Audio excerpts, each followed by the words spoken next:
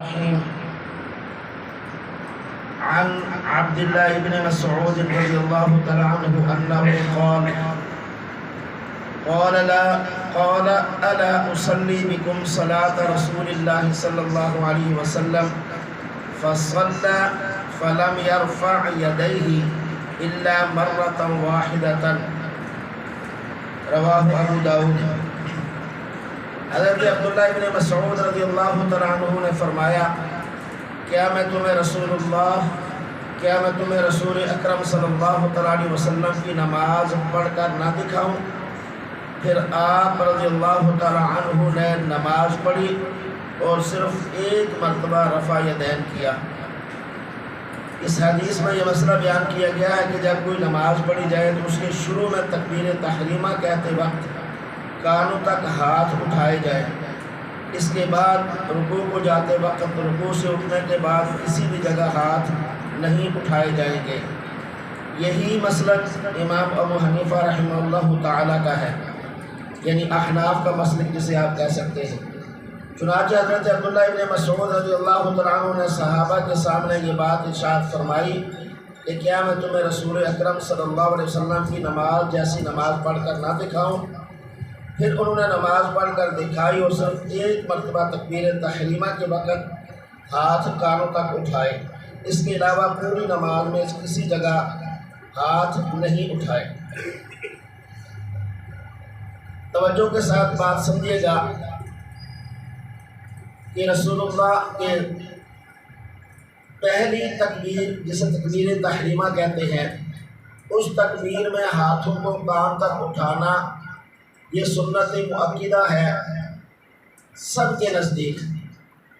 یہ اتفاقی مسئلہ ہے۔ اب اس کے بعد رکوع میں جاتے وقت اور رکوع سے اٹھتے وقت اللہ اکبر کہہ کر یا سمیع اللہ لمن حمدہ کہہ کر ہاتھ، یعنی رکوع میں جاتے وقت اٹھتے وقت ہاتھ کانوں تک لے جانے ہیں کہ نہیں، اس میں اختلاف ہے احناف کا اور دیگر ائمہ ثلاثہ کا۔ اختلاف یہ ہے کہ آیا ان دو موقعوں پر بھی رفع یدین کرنا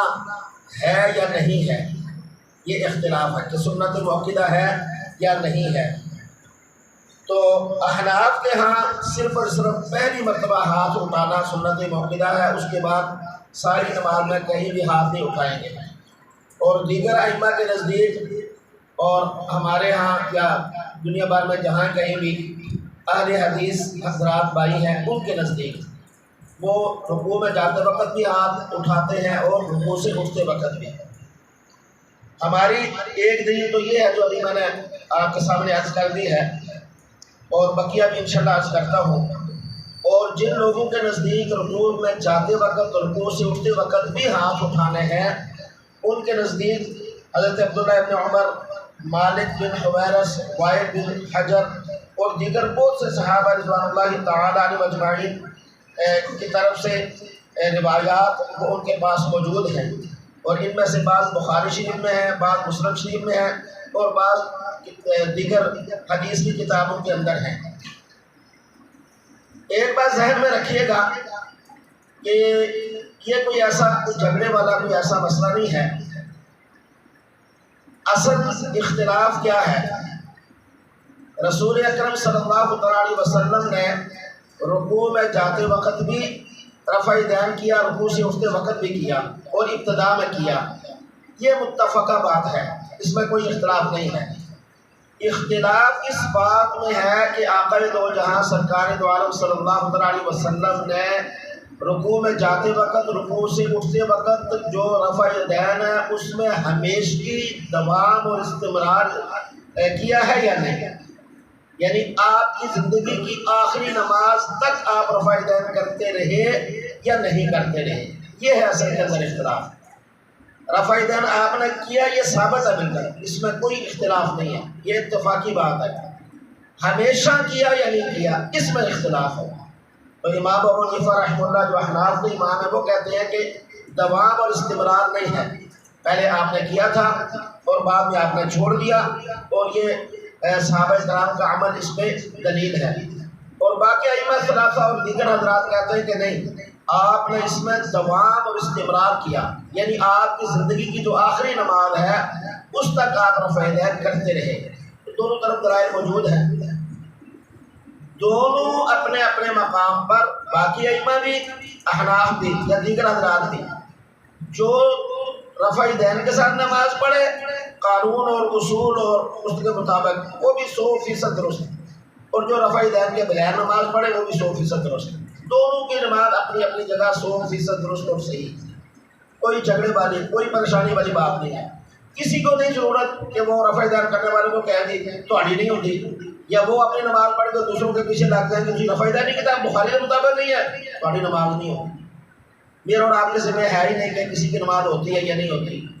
جس کے پاس جو دلیل مضبوط ہے وہ اس کے مطابق عمل کرے اور اپنی زندگی گزارے، کوئی پریشانی والی کوئی جھگڑے والی کوئی رونے رپے والی بات ہی نہیں ہے۔ دونوں طرف دلائل موجود ہیں،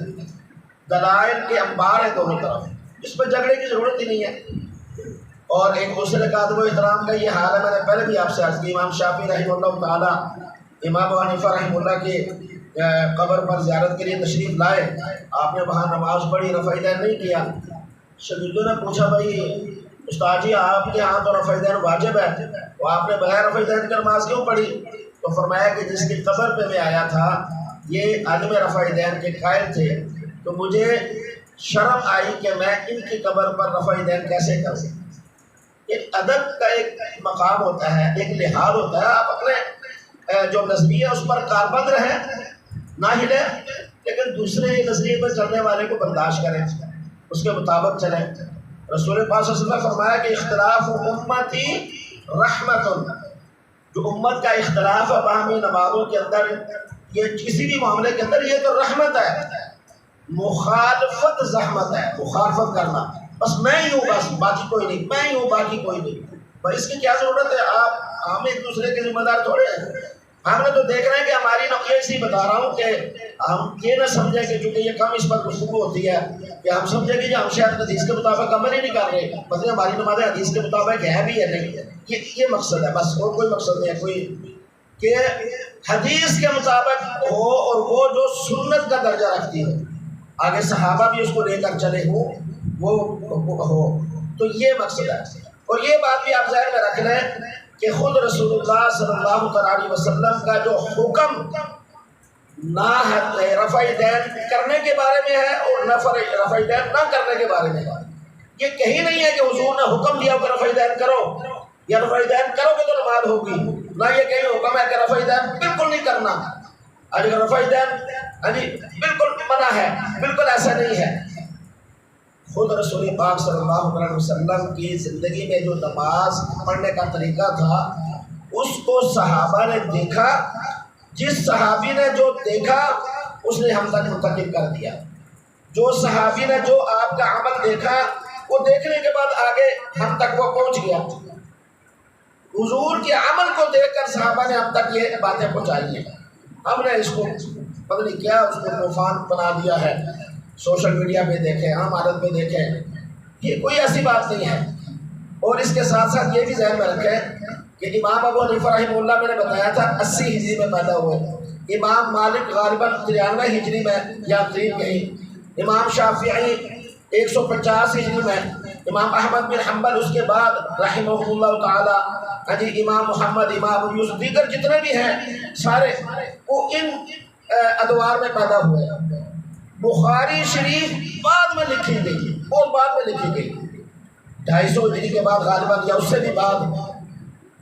اس وقت تو دیگر کتب احادیث موجود تھی جو لکھی گئی تھی، یا ان کے سامنے جب مسائل اخذ کیے جا رہے تھے تو تمام تر احادیث کا ذخیرہ موجود تھا۔ بھئی یہ ضروری نہیں ہے کہ جو بات بخاری شریف کے اندر ہو وہی بس کرنا ہے، اس کے علاوہ جو دوسری کتابوں میں وہ نہیں کرنا، نہ یہ ضروری ہے کہ دیگر کتابوں میں جو بات ہو وہی اتھینٹک ہے، یہ والی بات صحیح نہیں ہے۔ حالانکہ امام بخاری رحمہ اللہ نے عدم رفع یدین پر مستقل رسالہ لکھا ہے۔ بخاری شریف میں تو رفع یدین والی حدیثیں لایا زیادہ، تو عدم رفع یدین، چونکہ محدث جو ہے نا حدیثیں لکھنے والا، انہوں نے حدیثیں لکھتے وقت کچھ شرائط کچھ اصول، کچھ قواعد و ضوابط یہ رکھے تھے، بھئی یہ ضابطہ ہوگا تو حدیث لوں گا، یہ شرط پائی جائے گی تو حدیث لوں گا۔ تو اس لحاظ سے کچھ ان کی کیٹیگری میں آئیں، کچھ نہیں آئیں، تو انہوں نے مستقل یہ رسالہ لکھا ہے اس پر، اور دیگر حدیث کی کتابوں کے اندر یہ حدیثیں رفع دین کی بھی موجود ہے، عدم رفع دین کی بھی موجود ہے۔ تو لہذا ہمیشہ رفع دین کے ساتھ نماز پڑھیں یا بغیر رفع دین کے ساتھ نماز پڑھیں، اور بھائی اس کی ذمہ داری میری اور آپ کی نہیں ہے۔ ہاں جس کے پاس دلیل مضبوط ہے وہ دلیل کے ساتھ وہ سمجھائے جو اس میں ماہر ہو۔ نمازیوں کا کام نہیں ہے ایک دوسرے کو سمجھانا اور ایک دوسرے کی غلطیاں نکالنا، ایک دوسرے کو لڑنا جھگڑنا یا ایک دوسرے سے کوئی الجھنا۔ ہمیشہ آپ ڈاکٹر کے پاس دوائی لانے جاتے ہیں، بھارت کی 2 آدمی اور جائیں، ایمانداری سے بتائیں کوئی ایک آدمی ہے جو ڈاکٹر سے باس مباحثہ کرے اس کی دوائی پہ، حالانکہ آپ ایک ڈاکٹر سے دوائی لائیں گے وہ الگ دے گا، دوسرے ڈاکٹر کے پاس جائیں گے وہ دوسرے نام کی دے گا، کبھی نہیں ایک ملتی الا ماشاء اللہ۔ وہاں تو نہیں ہم شور مچاتے، انجیل کیا بات ہے، شور نہیں مچاتے۔ اور دین واحد ہی ایسا ہے کہ جس نے حدیث کی کتابیں ایسے دفعہ پڑھ لیا بس وہ شروع ہو گیا کہ حدیث میں نہیں ہے، حدیث میں نہیں ہے، یا حدیث میں یہ ہے، حدیث میں یہ ہے۔ بھائی احادیث مبارکہ مختلف قسم کی ہے، کسی بھی عمل ہوگا کسی بھی عمل نہیں ہوگا۔ کوئی پہلے معمول تھا جیسے میں نے بتایا شروع میں، اور وہ بھی سینکڑوں روایات ہیں، اور نماز کے دوران بات چیت کر لیا کرتے تھے، خود رسول پاک صلی اللہ علیہ وسلم جواب دیتے تھے، یہ حدیث میں موجود ہے۔ کھاتے پیتے تھے، حدیث میں موجود ہے۔ آپ کرتے ہیں ایسا؟ بھائی اسٹیپ بائی اسٹیپ ان کے اندر تبدیلی آتی رہی، نمازوں کے اندر روزوں کے اندر اسٹیپ بائی اسٹیپ تبدیلی آتی رہی۔ دین کے جو احکام ہیں شروع میں تھوڑے آسان، پھر اور بہتر، پھر اور بہتر، یہ نظام چلتا رہا، اور پھر آخر میں جو رسول پاک صلی اللہ علیہ وسلم کی آخری ہے زندگی کے معاملات وہ پھر بالکل پکے ہو گئے کہ اس کے بعد تبدیلی نہیں، اس کے بعد کوئی رد و بدل نہیں۔ اور یہ حدیث مبارکہ جو حدیث کتابوں میں موجود ہے تو ان کو اسماء الرجال، فن اسماء الرجال کے جو ماہر ہیں وہ یا محدثین جو ہیں وہ دیکھتے ہیں یہ حدیث پہلے ہے یا بھی بعد میں ہے، آیا فلاں شخص نے ملاقات کی نہیں کی، یہ سارے معاملات۔ تو اس لیے ہم کہتے ہیں کہ ائمہ کی تقلید کے بغیر دین کو سمجھنا ممکن نہیں ہے، اور جو سمجھتے ہیں کہ ممکن ہے کوئی بات نہیں، ہمیں ان سے کیا جھگڑنے کی ضرورت ہے، یا ان سے ہمیں جھگڑنے کی کیا ضرورت ہے؟ جو آدمی جو نظریہ رکھے قرآن و سنت کے مطابق، رسول پاک صلی اللہ علیہ وسلم کے فرمان کے مطابق، جی بسم اللہ وہ چلے اس کے مطابق۔ تو اس لیے میرے بھائیوں یہ انشاءاللہ یہ کافی گفتگو ہے، 2 دن چلے گی انشاءاللہ۔ تو اس پر جو رفع دین کرنے کی دلائل ہے وہ بھی ہمارے پاس موجود ہے، جو رفع دین نہ کرنے کے وہ بھی موجود ہے۔ تو ہم رفع دین اس لیے نہیں کرتے کہ ہم امام ابو حنیفہ رحمہ اللہ تعالیٰ کے مقلد ہیں، آپ کے نظریے کو حق مانتے ہوئے اس کے مطابق عمل کرتے ہیں، چونکہ آپ کے نظریے میں وہ رفع دین نہ کر کے نماز پڑھنا یہ افضل ہے، اور دیگر ائمہ اور دیگر حضرات کے نزدیک رفع دین کر کے پڑھنا افضل ہے۔ جی بسم اللہ، اپنے اپنے نظریے کے مطابق قرآن و سنت کی روشنی میں وہ اپنے عبادات بجا لائیں، باقی انشاءاللہ کل یہ جاری رہے گا۔ اللہ ہمیں عمل کی توفیق نصیب فرمائے۔